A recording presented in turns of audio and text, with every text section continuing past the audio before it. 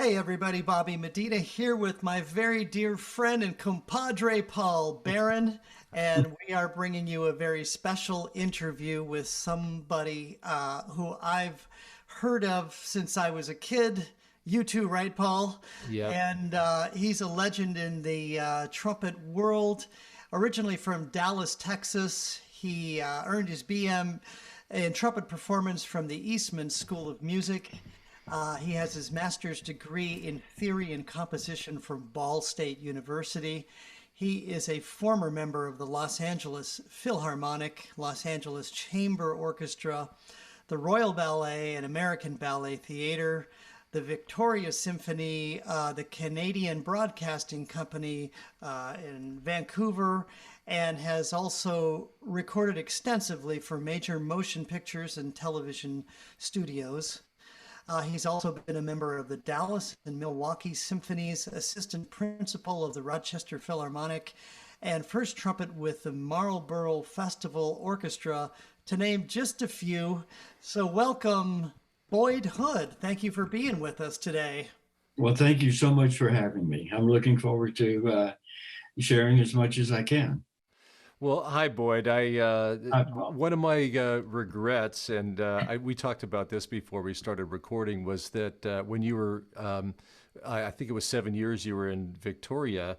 Mm. I never did get over there. I grew up in Vancouver, and I really should have gotten to Victoria to take a lesson, and I never did. So, for me, my own interest sake, and everybody watching, I'd love to hear your story about how you got to Victoria and your time there, and then your transition down to the LA Philharmonic and into the studio scene there. Okay, well, my third year at Ball State, I had finished my master's degree in theory and composition while on the faculty there. And that spring, a job opened at the University of Tennessee, basically doing what I was doing at Ball State. The trumpet professor, the brass quintet, Knoxville Symphony. And I auditioned and was offered, the position. And literally the next day, two very dear friends from school, George Corwin and Les Thimick, uh, called me and said that there was a position open at UVic for a composer in the theory department. So that's the University of Victoria, just for University of everybody. Victoria, Yeah. yes.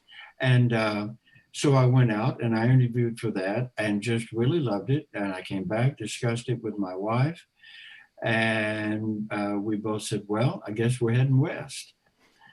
So I came to the university, and for 2 years, I was on the theory and composition faculty. I taught the first year theory course, the orchestration course, first 2 years of composition. And at the end of the second year, UVic was getting, the faculty was expanding. When I joined, there were 6 members on the faculty.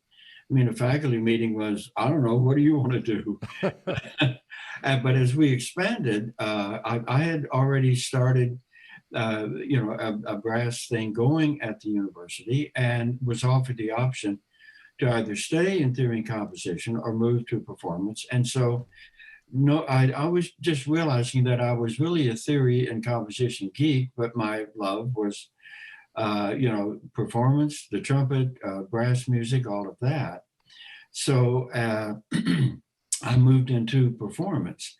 And at the end of my seventh year in Victoria, in fact, I might mention that while I was in Victoria, I taught for 7 years at the Courtney Youth Music Center, which was a wonderful summer kind of camp that I think initially was sponsored in some ways by the Vancouver Symphony, but was under a Canada Council grant.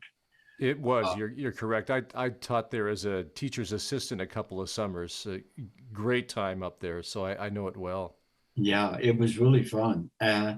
So in my seventh year at university, I applied for a sabbatical leave. And we were thinking about where we would like to go. And I think it was in 76 that the LA Philharmonic came and played a concert at the Queen Elizabeth Hall. And I met all the guys. I had friends, Roger Bobo, Ralph Sauer. We'd all been in school together.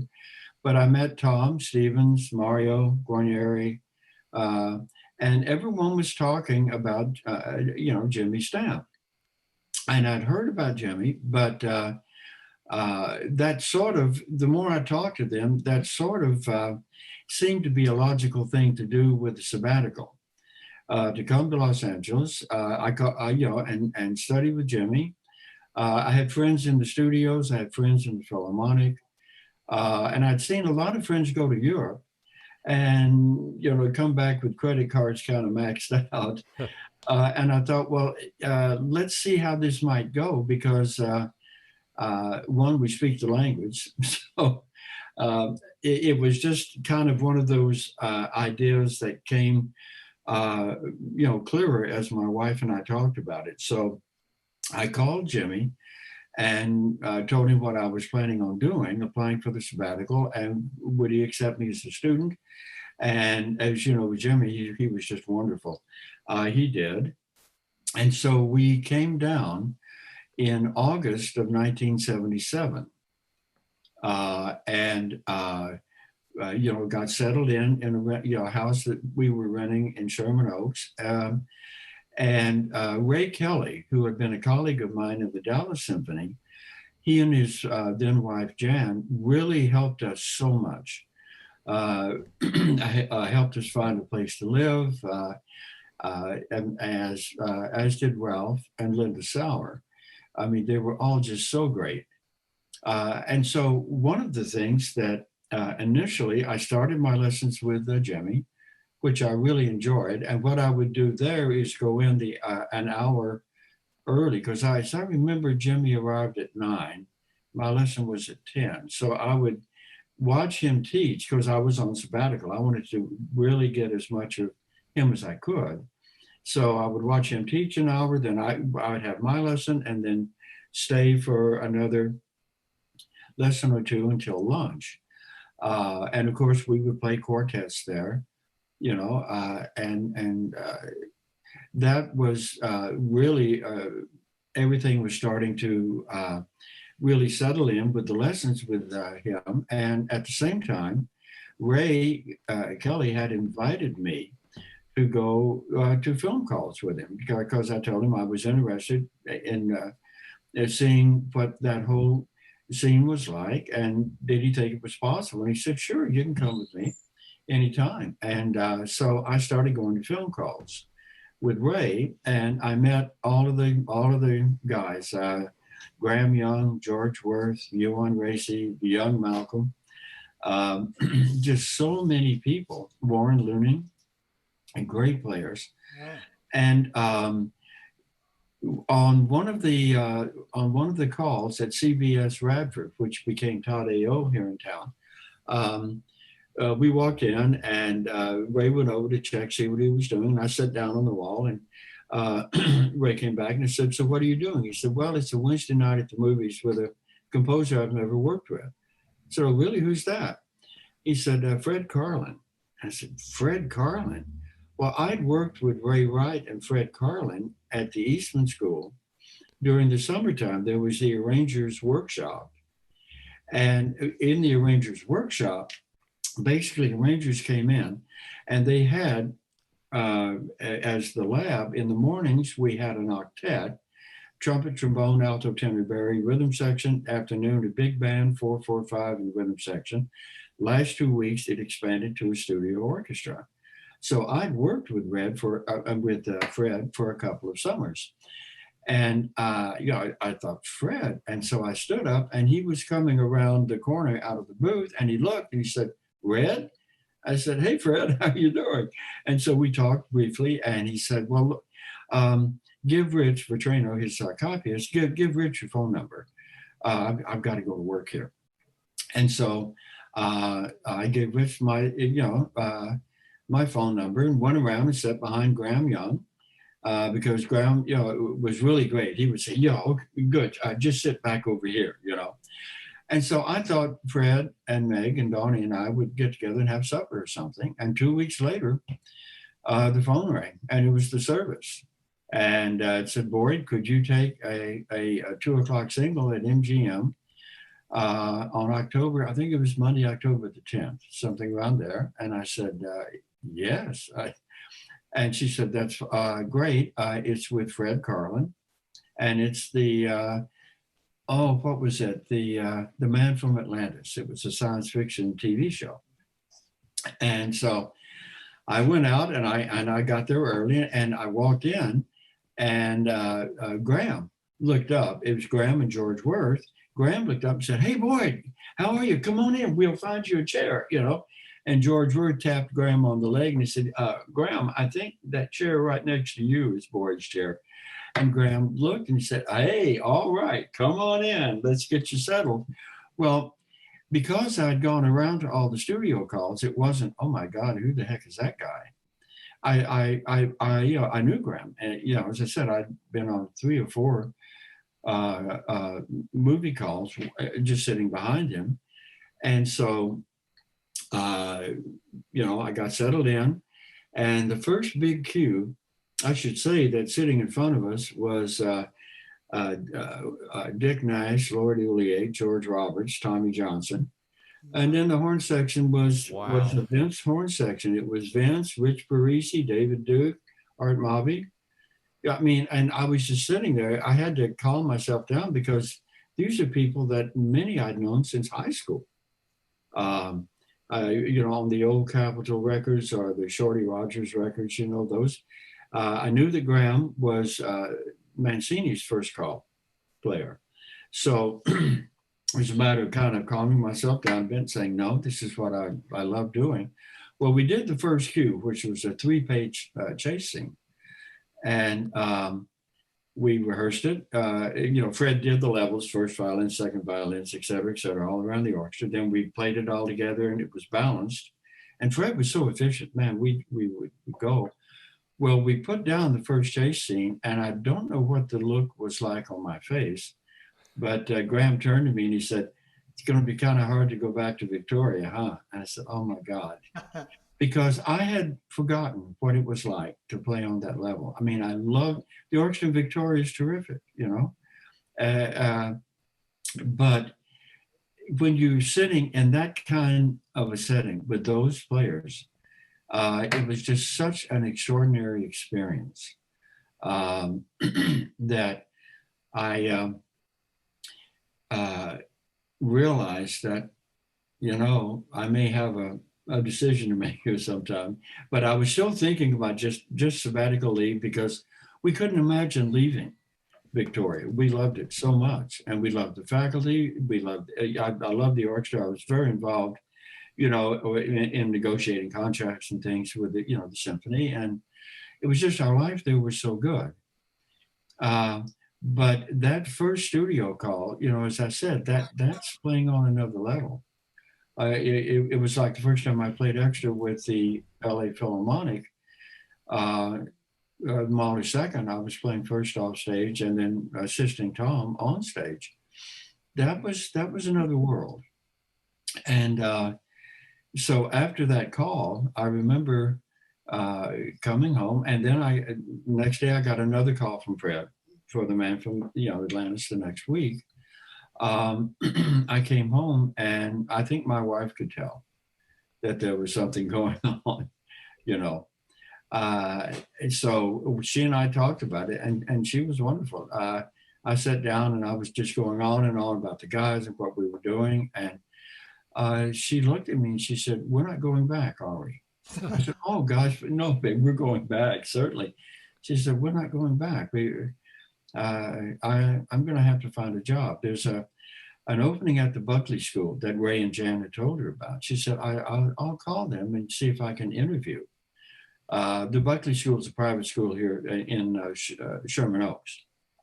And I said, no, but let's just kind of think. She said, no, it's okay. You'll do fine. I know you will do well. And my grandmother was staying with us at the time. She had come out. And I remember Mary, Donnie went out to start supper. And Mary turned to me and said, she is really quite amazing, isn't she? And I said, yes, she's always been quite amazing. And So we thought that whole fall. I started to work for Fred. I played extra with the Philharmonic a couple of times, and I just felt at home doing that. And so Fred started using me, and about that time, he called Sandy the Crescent. She was a contractor at Universal, and he told her about me and said, would it be okay if Boyd came over and watched, a session? And she said, of course. So I went over and I met Sandy, and it was a Kojak that they were doing, and Joe Harnell did all the Kojaks, the Incredible Hulk, the Magician, those TV shows. Mm-hmm. And that was where I met Warren Looney on one of the breaks. And so I met Sandy and and Joe and had a great time. And it was like 2 or 3 weeks later, I was about to walk out the door. Around 10:01, I had some errands to run, and the phone rang, and I thought, well, I'll let the service get it. And I thought, no. So I picked it up, and it was the service, and one of the girls said, I'm so glad you picked up. Can you take a 1 o'clock today at Universal with Sandy? And I said, yes, I might be a little late. She said, that's okay, because she's going to start with a 10. A lot of the people who were on that date in the afternoon were on a movie call, and Warren was one of them, on a movie call that suddenly had gotten held over, for the extra hour. And so I came in, and this is how I think small things work. Got settled in. It was an Incredible Hulk. And so we did the first hour, and in the second hour, we put down a cue, and we were listening back, and all of a sudden Joe said, wait, stop. He said, Boyd, yeah? I said, yeah. He said, in bar 46, why did you suddenly play so softly? It's got to be forte there. I said, well, in the part, it says mezzo piano. He said, no, it's forte. I said, well, it says mezzo piano. I'll change it. And he came walking back, and he looked, and he said, it does say mezzo piano. He said, now that's paying attention to detail. And he looked at Sandy and went. And I thought, okay, I guess that was a good thing to do, just play the ink.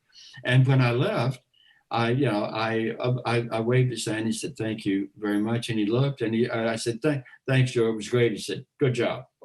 Well, because of that one thing, I became Warren's kind of sub on those TV things, because he was doing all of Joe Harnell's stuff. And but there were times when he would have a conflict. Sandy had him on a big film. And so I just sort of began to work in that way. With Fred, I was playing for a variety of conductors, and I was playing for, and composers, but also a variety of contractors. So I not only worked with Lloyd Basham, who was, for that first part of that first year, Lloyd was a contractor in town who was retiring. So then whatever Fred was doing kind of depended on the production company. So I got to work for Carl Fortina at Paramount. I got to work for Marion Klein. I got to work for all the guys, Harold Lajewski at MGM, Mike Rubin. It's an incredible unfolding of events all within a 1 year, because for some people it takes decades for them to get from that point A to point B. I know, really, and I just felt so fortunate. And a lot of this, in fact, all of it, I felt was really due to Fred. That he introduced me to some people. I had chances to do things, and often you think, what if I hadn't have picked up the phone, had gone out on errands? That wouldn't have happened. And so it just, as my dad used to say, whatever could have happened did. And the same thing happened. A good friend of mine was Tex Balk, who was a wonderful horn player. And Tex played for, he was working with the American Ballet Theater and the Royal Ballet, working for Tilda Palma, who was the contractor for the ballets back then. Well, one night Tex came over to have supper, and he was going to leave his bike uh, in the in our garage. We had a closed off driveway, and he said, "Can you take me down to the boat? And then what I'll do is just get a ride back here, and I'll just pick up the bike." I said, "Okay, I'll just leave the gate, unlocked so you can get back in." And so I went down and I met Till De Palma, and we were talking, and I went to Eastman and Till went to Curtis, and that kind of conversation. Well, in December, uh, Tex called me and he said, "Boyd," he said, "I think Till is going to call you. He just called me and said that both of the conductors of the Royal Ballet and the American Ballet Theater, who were coming in the spring, they wanted all of the principal players to be there for the entire run." And he said that Tony Pogue, Russ Kidd, and Malcolm can't do that. And so he had called Tex and said, "Tex, is this something that Boyd can do?" And Tex said, "Yeah, that's right down his alley." And so Till called me and he said, "Can you take this entire run on all of them?" And I said, "Yes, of course I can. I'll be happy to." And so that was where I began to work with the Royal Ballet, Jack Lansbury, and the American Ballet Theater. It was just one of those lucky things for me, because Tony and Russ were in the chamber orchestra, they were in the Pasadena Symphony, they were doing a lot of stuff. And Malcolm was starting to work in the studios by that time. So he couldn't say, "I'll take the whole run of whatever." And so that was very fortunate as well, that I got that opportunity, and it just kind of worked out. And it was the next year that Tony and I were doing, I think it was in spring of '79, we were doing the Bolshoi Ballet. And Tony said, he said, "Boyd, by the way," because he said, "Could you take a couple of students at USC?" Tom Stevens, who had been doing it, he said, "Tom is not going to be there this year. He's starting." I guess they were still doing a lot of stuff with the new music, and Bob Duvall was thinking about retiring at some point, and so Tom was putting everything into the Philharmonic. And so that's how I started at USC. I took a few students there. And then it was one of those things that was unfortunate. John Kleiman, he was legendary, the first trumpet at Fox and everything. John had always had heart problems. And he was a big guy, man. I mean, but he had a heart attack. I think it was the year, maybe 80 or 81. It was before I joined the Philharmonic. And so I started doing more of the trumpet studio. And then Tony came to me, I think it was in 80 or 81, and said, he said, "Look," he said, I want to do more with my solo career. And I think he was going to play first trumpet in Malmo, Sweden. And he wanted to get I things. saw him when he played trumpet in Malmo, Sweden. I remember that. Yeah, My wife yeah. is Swedish and lived outside of that area. I had lived over there for a little while, so I remember. Uh-huh. I met him when I was in college for just a moment. So yeah, Yeah. a guy and a great player and composer too. Oh yeah, absolutely. And he was doing a lot of composing here in town. Well, Tony and I got to know each other because he was on the faculty at Northridge. And I had played on he had written some trumpet ensembles and things. And I had, played on his recital there and helped. I think I conducted a piece for him. And so we had become friends, and we're, now and then would do film calls together, or would do basically live things. So, but at that time, he then was only going to keep his students. He wasn't accepting freshmen or master students who were transferring. So within a year or two, Tony was no longer on the faculty, and I'd taken over the studio. And it was, it was fine. I was doing the bulk of it. And then SC had always had 2 or 3 teachers. So Bob Wojcik asked about, he said, I think it would be good to have, for the students to have some options. And that was when I recommended Roy Poker to Bob. And I'm sure that probably, other, and Bob asked other people like Terry Cravens, that Terry would have recommended Roy too. But Roy joined the faculty, but I was still doing the, kind of the bulk of it. So that was kind of how everything just kind of worked in. So is this all within the 1 year, or are we into? This is all, the first year I started working for Fred, and I kind of became Warren's backup with Sandy. And then she used me on a couple of things on her own.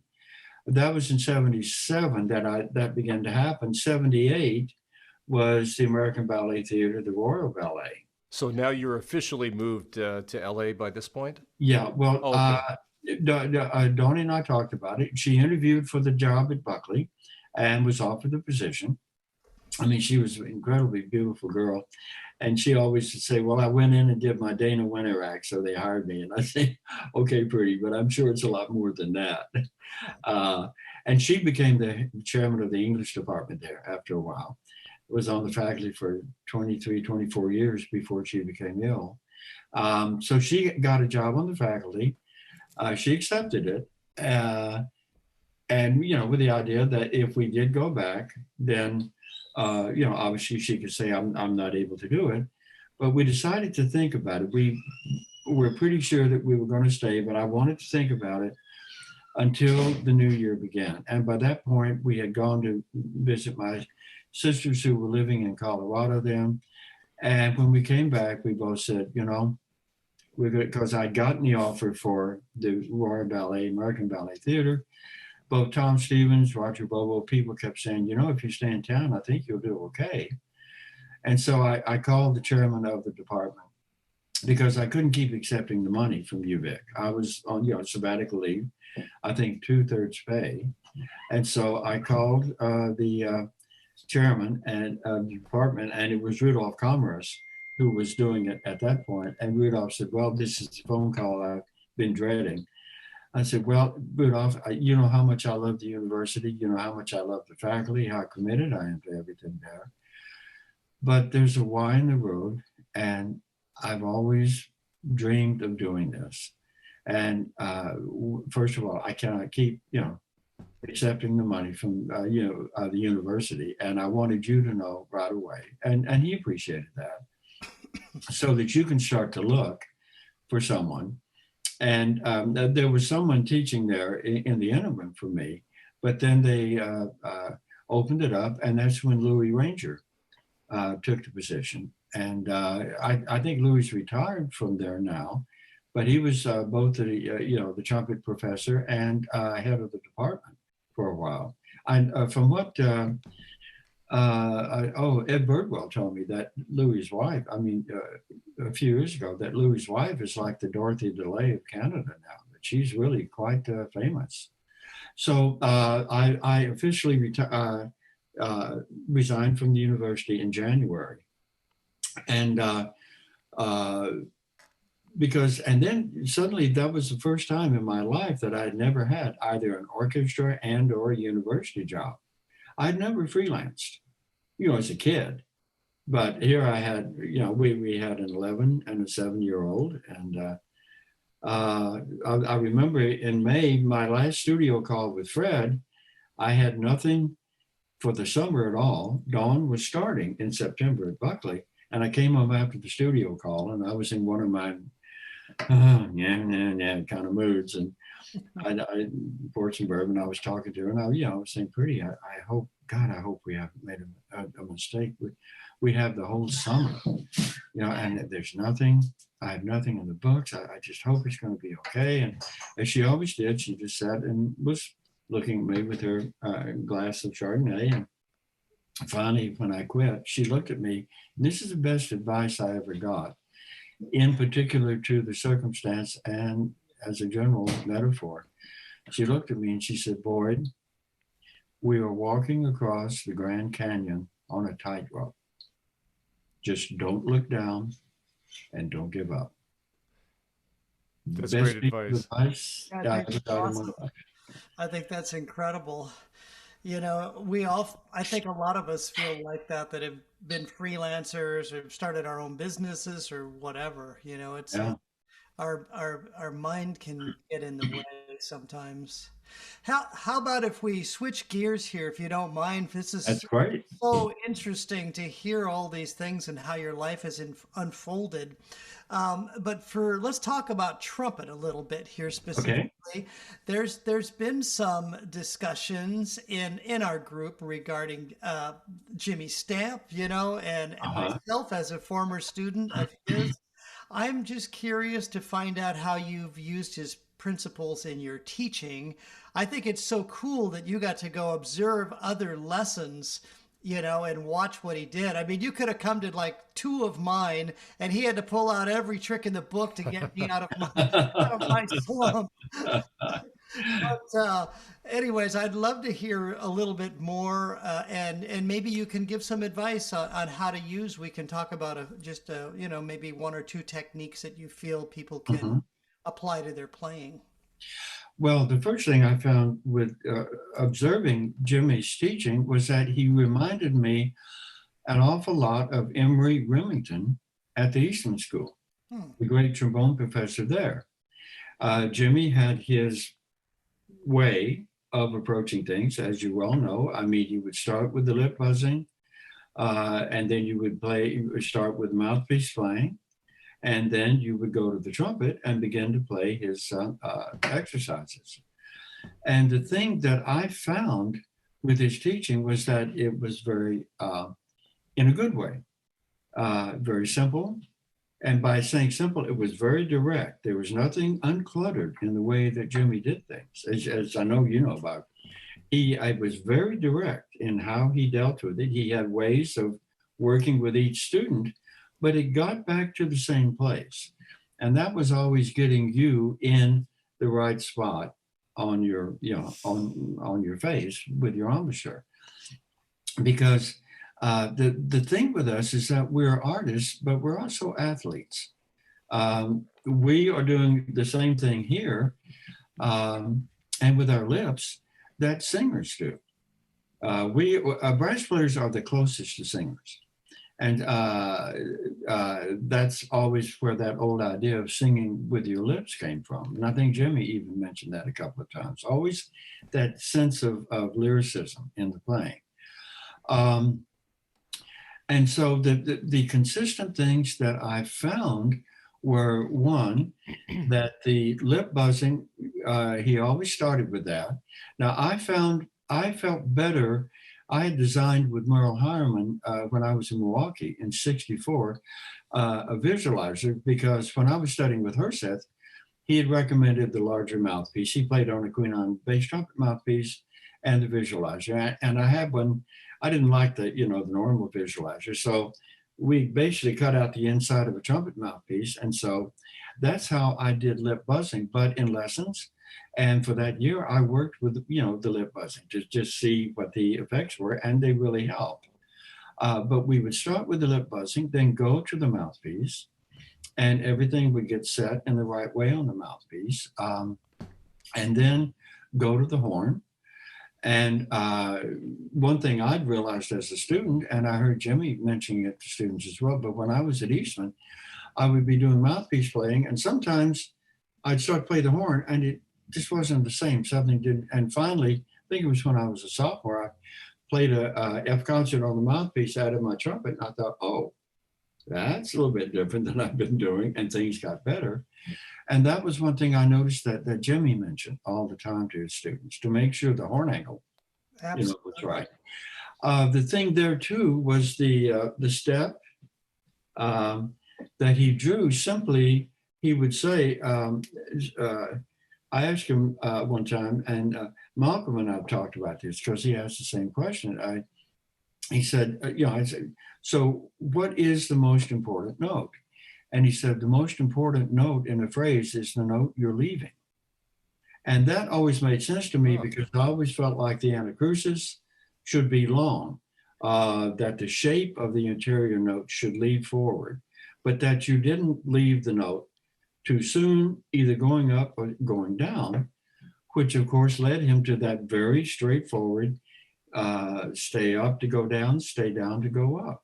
Right. And it was so, the procedures were so direct, they were so clear that then it was a matter of that you just breathe and breathe and play. I mean, Jimmy always had mentioned up and then play. My teacher, Mr. Resch in Dallas, who really formed my foundation when I was a kid, would say, suck back. So it was essentially the same thing. Hmm. And it was those simple, direct approaches to things that uh, I've carried into my teaching, both from my first teacher, Mr. Resch, to really my last teacher, Jimmy. Is that directed? Is that basically that foundation? Because then you have something to build on, and that's uh, what I call triggers.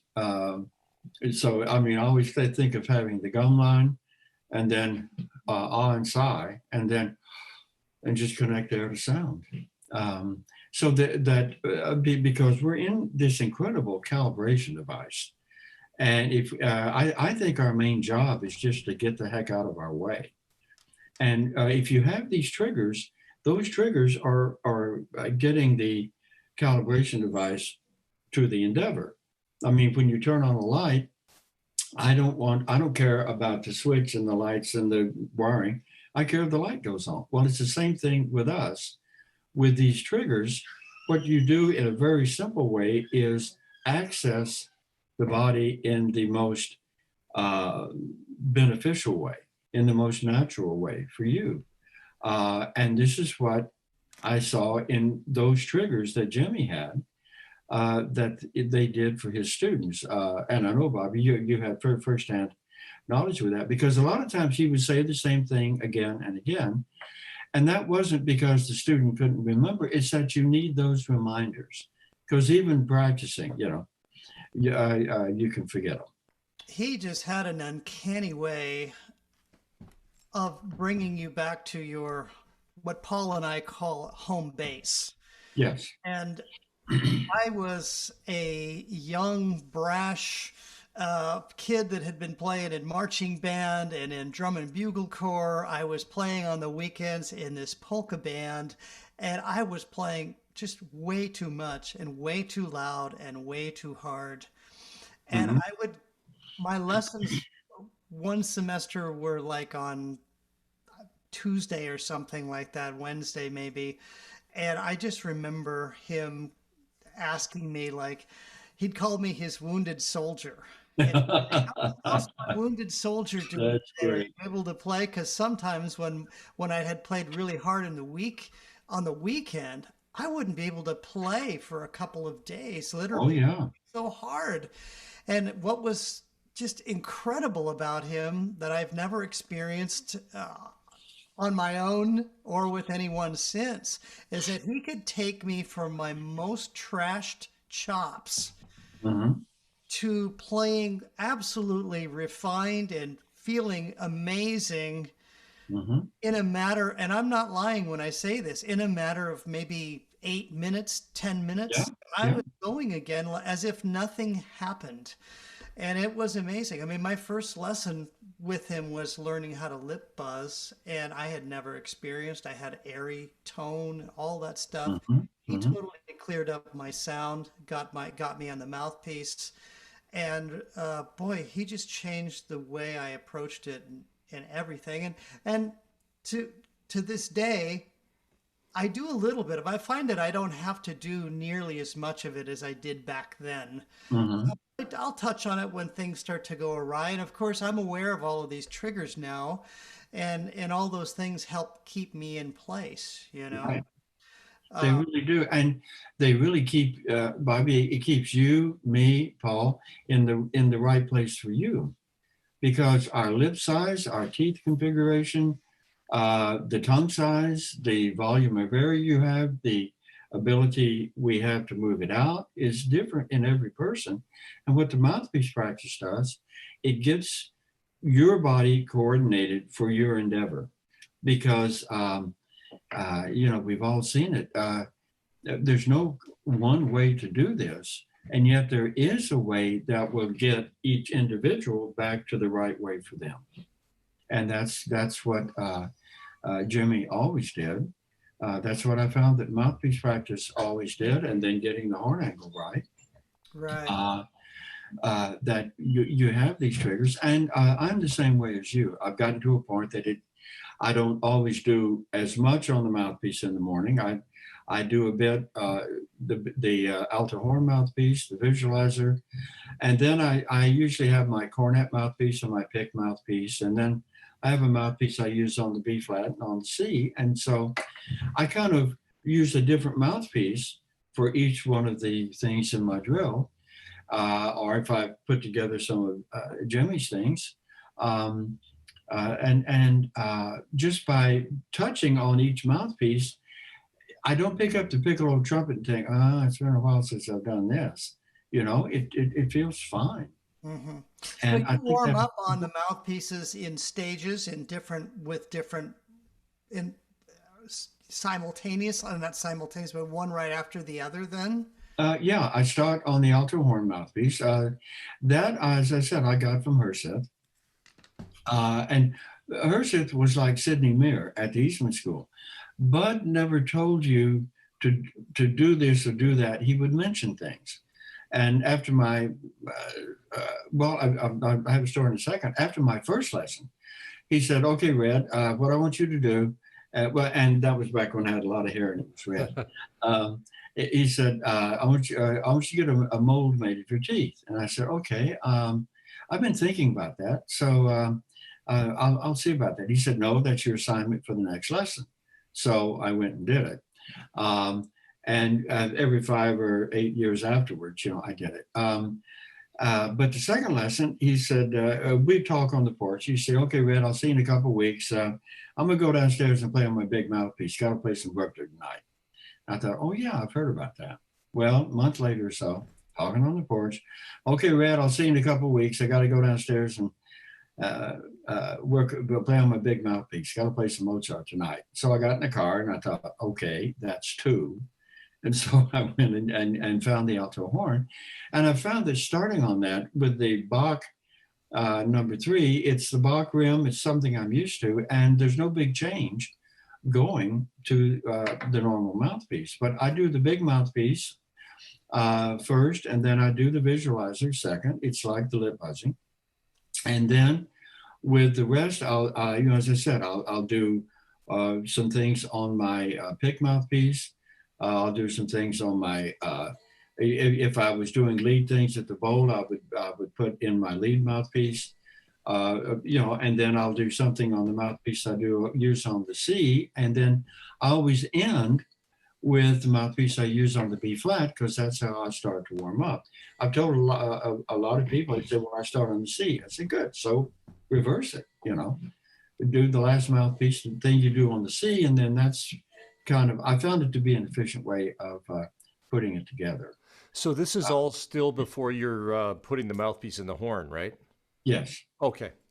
Yeah.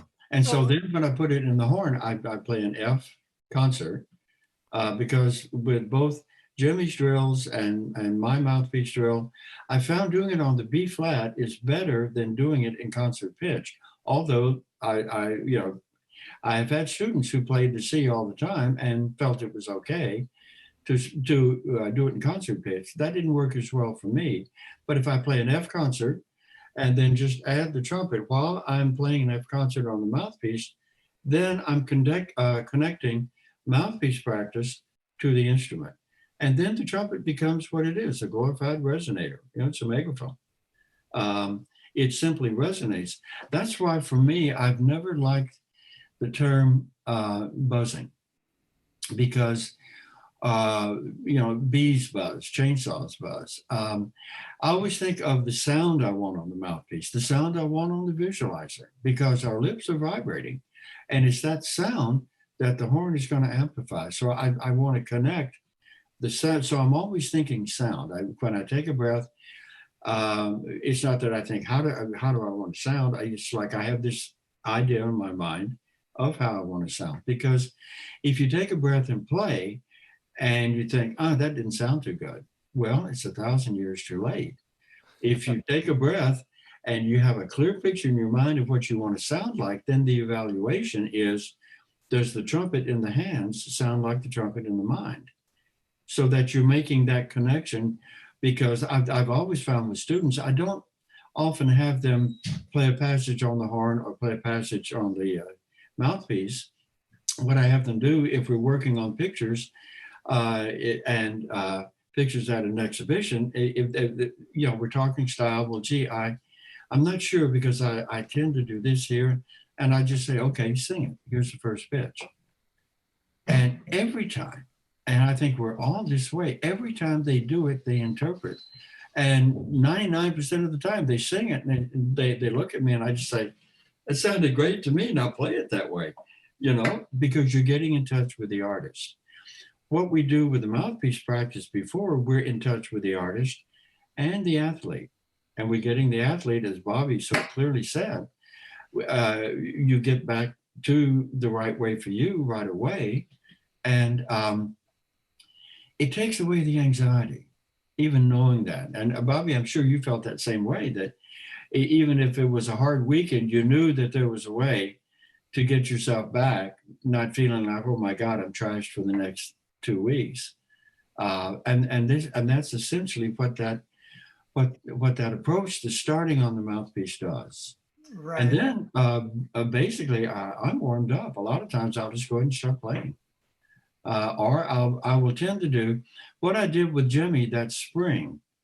Was I was starting to work, and in the fall I was still doing all of his stuff. I mean, I would spend a good day doing all the things, but then I began to realize, I want something where I do some mouthpiece practice and do his exercises, because I really found them to be so helpful. And so I started combining the exercises. At that time, we were working with da da da da da da da, of course, but he was always also working with da da da da da da da, and then da da da da da da da, which I liked a lot because it reminded me of a vocalist. My wife was a singer, and so I really liked that idea. And so what I did was I combined in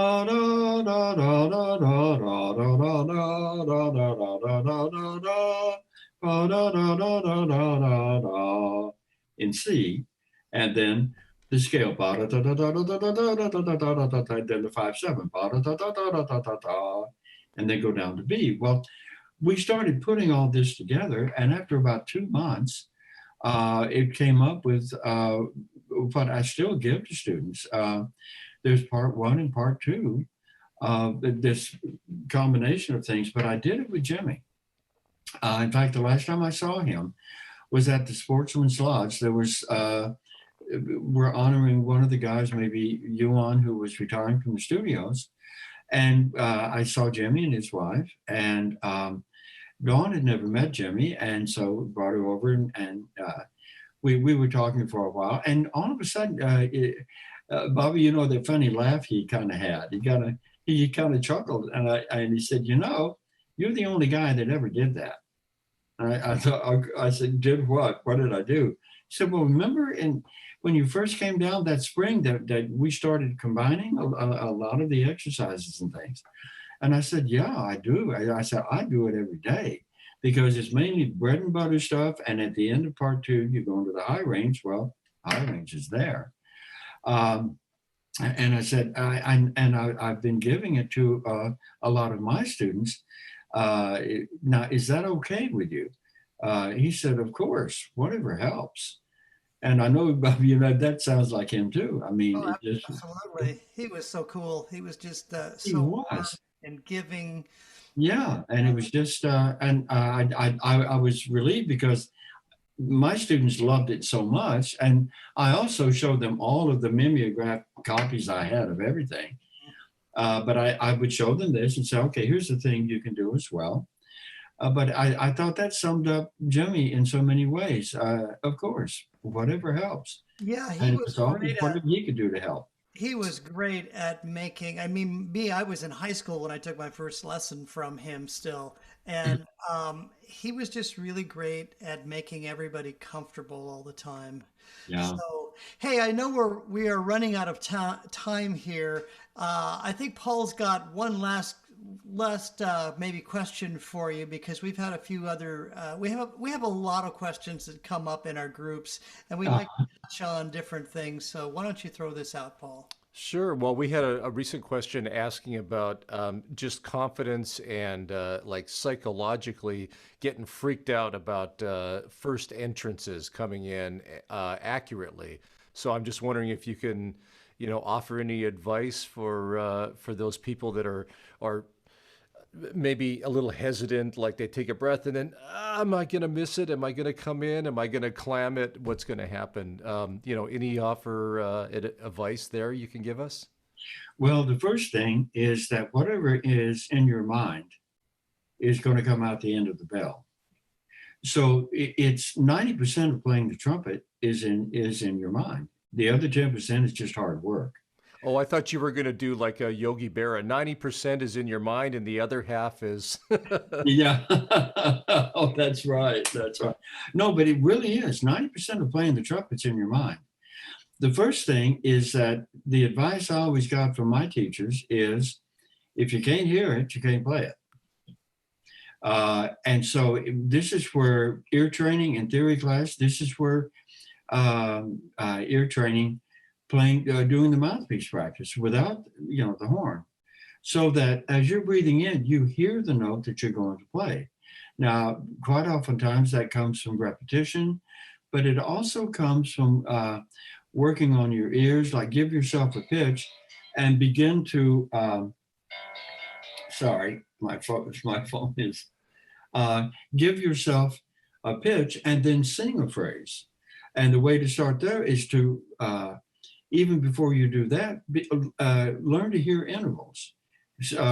Play a note on the piano, sing the note. Sing a fourth above it. Learn how to sing fourths, perfect intervals, then major intervals, minor intervals. So you're really working on your ears. And then when you go to the instrument, this is where the triggers come in. And I think it's so important that as you're breathing in, you know the sound you want and you hear the pitch in your mind. Because then the trigger is, and for me, it's always a matter of the gum line and not pushing there, but just as a focal point. And then I think ah and sigh, and then just connect air to sound. And just think, connect air to sound. Because if you're hesitating, you're hesitating because you have questions, you have doubts. And this is where in your thinking, like if you have to come in on a high note, say a high C, if you think, boy, I hope I hit that high C, good luck. If you constantly in your practice, you think, this is how I want that high C to sound. That's a different way of thinking, which brings me to a thing that my teachers also always said. They said, never practice, always perform. You're in that mental state of you're sitting on the stage and you've got to play that high C. Well, when you're sitting in your practice room, if you're thinking, okay, this is how I want that high C to sound, you're saying to your body, not, gee, I hope we get that. The body tenses up and you stop the air and everything. In your mind, this is how I want it to sound.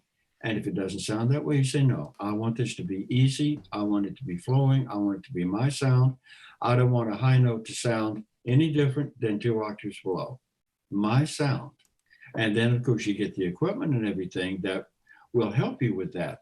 But it does come back to the initial trigger. For me, as I said, the gum line on side that relaxes the mask. And then it's just sucking back, up, whatever you're thinking, but connect that air to sound in your practice, which should be performing. And then what you're doing is you're setting the habit. So then you will try it out in performance, in rehearsals and concerts, in a situation that is safe, You feel secure. And then gradually you'll realize, when I do that, it works. And then you'll begin to have confidence in doing that. And then, as I said, we'll start to do more of what I feel is the most important thing that we need to do, which is just get the heck out of our way and then become the artist, become the musician. But how you do it, uh, when I've done conferences and master classes, a lot of times you get that kind of odd question. Well, what is your philosophy of trumpet playing? And my philosophy of trumpet playing is very simple. Find what works for you and practice. And then never practice, perform with the triggers, but in a setting that you're thinking all the time, this is how I want it to sound. And then you just connect that air to sound and you find that you stop doing funny things because it's all in the mind. It's all, You know, I huh? I was going to say absolutely. I read another interesting statement from Bill Adam, another Mhm, great teacher, right? And mhm, his thing, they were talking about hearing yourself or when you're not playing well. He says if you're not playing well, mhm. you can always change the record. Yeah, exactly. And I Hear thought, what you want to sound like. yeah, I thought that was just a great way of saying that. You know, I just want to ask you one question here Uh-huh. to finalize things. But tell us, like I have not heard about this gum line focus. Tell us a little bit about that. What are you thinking about and the purpose of it and all of that? Well, I came to that with my first teacher, Mr. Resch, who would always say, okay, mouthpiece, and I realized that when I was aware of the gum line, it was a focal point that everything could absolutely grip around. And are you talking about like the gum right where your teeth, right where they meet your teeth? Yeah, right where the teeth meet the gum, there's that little ridge. Right. Okay. Well, that's normally where we all play. I find as long as I think about the gum line, I don't put it there or push in, I'm just aware of it, that everything feels very comfortable. As soon as I take it off the gum line, and I've demonstrated this to students with the mouthpiece, everything changes. And the horn, the same thing. And it's just a way of saying, okay, I'm aware of it. Then everything else will grip around it so that there's the gum line. And then the embouchure, the body knows how to do this. Your embouchure will set naturally. It just, everything is right there. And so it gives you a quick trigger. Well, that's really cool. I'm going to have to play with that one a little bit myself. Well, thank you so much for spending a little bit of time with us. It's been so enjoyable and it's been an absolutely fascinating interview for me to hear you speaking about all this stuff. Well, Bobby, thank you. And Paul, thank you so much for having me. I've enjoyed it so much. And if I can ever help in the future or any further questions that come up, just let me know and I'll be happy to, uh, help in any way I can. Wow, Absolutely. thank you. Thank you so much. We'll have to bring you back for part two. That sounds like fun. All right. That Thanks. sounds Thanks good. a lot. We sure Okay. appreciate it. All Take right, care. thanks, Boyd.